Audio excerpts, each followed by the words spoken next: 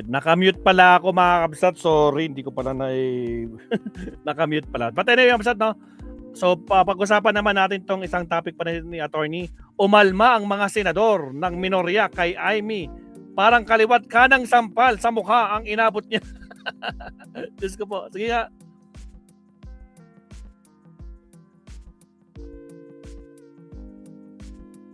Ontario, pero diretso sa punto. Maraming kuro-kuro, may tiwali, may totoo. Dito, sa puntong diretso tayo. Punto, diretso. Art Bon Jovi, Don Official, Elegan Del Yung minorya, naghalinahanan. Nagpalitan ng banat kay Amy Marcos.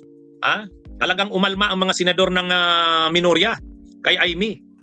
Lahat halos ng senador ng minorya, yung 11.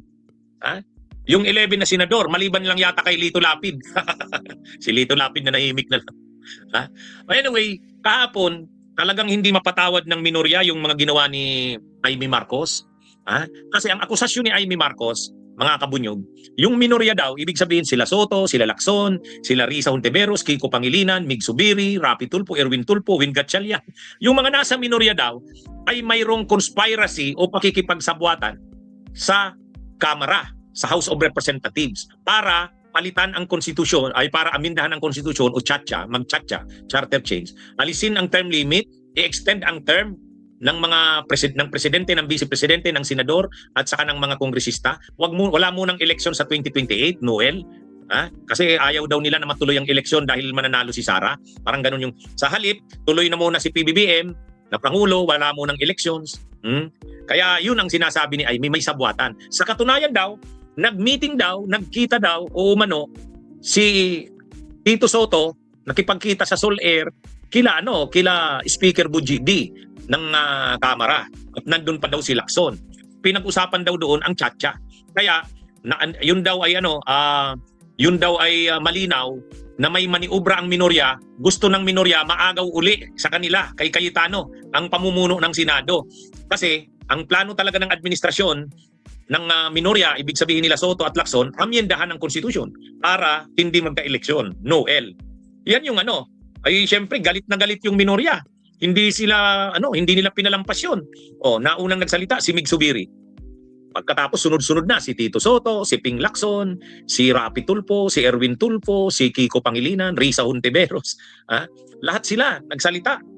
Ma'am Aquino, lahat talaga binira si Amy Marcos. Kaya actually walang nagawa kahit yung mga kasamahan ni Amy. Walang nagawa ang mga kasamahan ni Amy. Bakit walang nagawa? Ay kasi obvious naman kasi yung fake news ni Amy. Obvious naman na propaganda yung ginawa ni Amy. Hindi naman yun eh. Hindi naman kumbaga hindi naman totoo yung mga sinabi niya doon. Haka-haka niya lang. Halimbawa, sabi ni Tito Soto at ni Ping Lacson, totoo ba na may meeting na nangyari si Senate President Soto at saka si Buji D sa Sol Air? Nung Senate President pa si Soto. Sabi ni Soto, yes, totoo yan. Pero hindi yun meeting para sa chacha. Hindi yun para sa chacha. Kaya lang, sabi niya, ni-raise daw ni Speaker Buji D yung issue.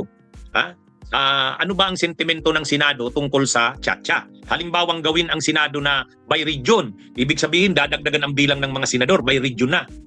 Hindi tulad ngayon na ang eleksyon ng senador ay national. Yun daw ang sabi ni Buji D. Ang sabi naman daw ni Senate President Soto, hindi ko alam kung anong tingin diyan ng mga kasamahan ko. Tanungin ko sila. So ibig sabihin, ang sinasabi ni Senate President Soto, yung meeting na yun hindi naman tungkol sa pag-amyenda ng konstitusyon. Kaya lang sa usapan, parang free-flowing yung usapan. Nabukas lang ni Buji D. Halimbawa ang chacha, matanggap kaya yan ng Senado. Parang tinatanong siya. Ang sabi nga ni Soto, kung may source kayo na nagbalita niyan, tanungin niyo yung source niyo. Anong sagot ko? Kasi hinahamon ni Soto na ang sinabi niya, hindi siya nagsabing oo. Ibig sabihin, ang sabi ni Soto, hindi sabwatan yon kasi wala naman siyang sinabi na payag siya sa gano'n. At hindi niya alam na ibubukas yun sa meeting na yun. Kaya bakit mo aakusahan siya na kasabwat doon? Hindi niya alam yung agenda na yun. At hindi siya pumayag doon. Yun lang Ang sabi naman ni Lacson, hindi rin siya involved sa usapan na yun. Nagkataon na nung araw na yun, nandun din siya sa Sol Air, may ka-meeting siya. Nung dumaan siya doon sa hall, pinawag daw siya ng staff ni Senate President Soto. Pinapasok siya doon. Para nga daw siya napapasok sa maling room. Sabi niya, tama ba tong room na napasukan ko? So ang pinapakita ni Lacson, Walang sabwatan doon at walang meeting na formal doon. Napapasok lang siya doon. Sabi niya nga, hindi ko alam na kung anong usapan doon. At ito pa ang matinding sinabi ni Senador Ping Lacson. Mayroon daw silang ano ba yun? Sunday breakfast group ba yun? Kasama niya daw sila Lito Banayo, kung sino-sino pa. Magkikwentuhan daw sila. Doon niya daw kwininto kila Lito Banayo na mayroong mga nagpo-propose na magkaroon ng tsa-tsa galing sa House, sabi niya.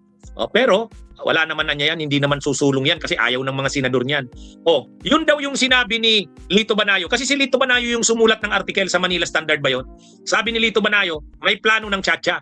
Ang nag-uusap ay sila Lacson, sila Soto, at saka sila Bujigdi. Ang sabi ni Senador Ping Lacson, ako ang source ni Banayo kasi kaming nagkikwentuhan. Bakit ko sa kanya ikikwento ang isang bagay na sikreto? Ibig sabihin, hindi sikreto yun. Hindi naman seryoso yung usapan na yun. Kumbaga, naibukas lang yun. At saka hindi siya involved doon, sabi ni Senador Ping Lacson. Kaya mali daw yung mga pinagkakalat nila Amy Marcos. Ini-exaggerate daw yung issue na yan. Wala naman daw plano ng tsa-tsa. Kaya galit na galit yung mga senador eh. Sabi ni Mig Zubiri, hindi ako nasabihan tungkol sa bagay na yan. Yun din ang sabi ni Rapi Tulfo. Sabi ni Rapi Tulfo, hindi namin alam yan. Hausyaw yung presentation na yan ni Senadora Amy Marcos. Tinawag na hausyaw eh. Kaya talagang umalma ang mga senador ng minorya. Si Senador Bam Aquino, sabi ni Senador Bam Aquino, mali. Fake news yung mga pinagsasabi ni Senadora Amy doon sa presentation niya. Mali yun. Dahil ang lumalabas mga kabunyog, wala namang plano ang minorya ng tsa-tsa. Una, hindi naman nila napag-uusapan. Pangalawa, inamin na nga ni dating Senate President Soto, nung Senate President pa siya, nag-usap sila ni Bujigdi sa Sulir. Pero hindi naman ang agenda tungkol sa tsa-tsa. Nabanggit lang ni Speaker Bujigdi ng Kamara. Hindi naman daw siya nag-comment doon, hindi naman daw siya umuo. Ang sabi niya, hindi ko alam, ang stand ng mga colleagues ko dyan. At si Lacson naman, sinabi niya rin, hindi rin siya part ng pag-uusap na yun, napadaan lang. Kaya yung mga kabunyog mga kabayan, ngayon, masyadong ini-exaggerate ni Amy Marcos yun, kaya gumagawa ng kwento. Parang pinapalabas niya na ang plano daw ng minorya, agawin uli yung liderato mula kay Cayetano, sila uli ang maging mayorya dahil nga ang agenda nila ay tsa-tsa. Ang may utos daw niyan ay ang administrasyong Marcos.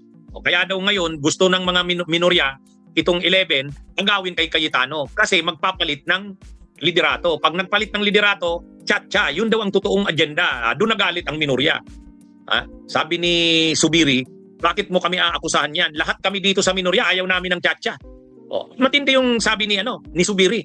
Nung panahong Senate President ako, nang sinusulong ang tsa-tsa, sabi niya, yung People's Initiative sa Kamara, lahat ng senador, pinangunahan niya daw yun bilang Senate President kontra sa tsa-tsa. Ito naman ang sabi ni Senador Kiko Pangilinan. Sabi ni Senador Kiko Pangilinan, ko ang chairperson o chairman ng Senate Committee on Constitutional Amendments. Sa buong panahon na siya daw ang chairman ng Senate Committee on Constitutional Amendments, wala siyang pinatawag na consultation man lang para sa tsa-tsa. Yan ang sabi niya. Kaya medyo nangangalaiti rin sa galit si Kiko Pangilinan. Fake news yan. Kasi kung pabor kami sa tsa-tsa, dapat ako bilang chairman ng Senate Committee on Constitutional Amendments, magpapatawag ako ng consultation. Isusulong ko yan dahil ako ang chairman, sabi niya, ng Senate Committee on Constitutional Amendments. But on record, makikita nyo, hindi ako nagpatawag ng anumang konsultasyon na ang agenda ay tsa-tsa. Yan ang nasa record. Kaya paano nyo kami paakusahan? Sabi niya, paano nyo kami aakusahan na kaming mga nasa minorya ay pabor sa tsa-tsa? Numero 1 nga kaming kontra dyan eh. Yan yung mga matinding banat ng minorya. Kaya parang sinampal kaliwat kanan si Amy. Mga kabunyog, mga kababayan. Agoy. Kumbaga ang pinaka-point ni Mig Zubiri, ng Senate President siya, ang buong Senado kontra sa tsa-tsa. Nung sinusulong ang People's Initiative ng Kamara, nagpapapirma sila, numero 1 kumontra ang Senado, kaya hindi na isulong. Sabi naman ni Kiko Pangilinan, siya ngayon, nung bago pa nagpalit ng liderato, siya ang chairman ng Senate Committee on Constitutional Amendments. Wala siyang isinulong na tsa-tsa. Kaya, at saka, lahat daw sila sa minorya kontra sa tsa-tsa. Bakit ngayon pinapalabas ni Amy Marcos na pro-tsa-tsa sila? Wala yun, hindi totoo yun. Kaya galit na galit yung mga minorya eh. Sabi ni Rapi Tulfo, hausyaw yan. Napilitan ngayong tanggalin ni Amy yung kanyang audiovisual presentation. Binawi. Binawi. Okay, mga kabunyog, mga kababayan, magandang araw sa inyong lahat. Mabuhay po tayo. Salamat, attorney. Alright, mag-last topic tayo, Mabsat. Last topic tayo. Talagang ano nakita naman natin kung paano talagang murdered talaga si Amy doon. Pinagtanggol lang siya ni Alan Peter Cayetano, no, para syempre napansin na wala na to. Kailangan ng kaysa malugmok siya lalo, niligtas na lang. Mag-withdraw na lang si Amy. Alright, Ramsat, last topic tayo bago tayo mag-dinner. Prepare ng dinner. Last topic po tayo. Countdown na tayo. Here we go.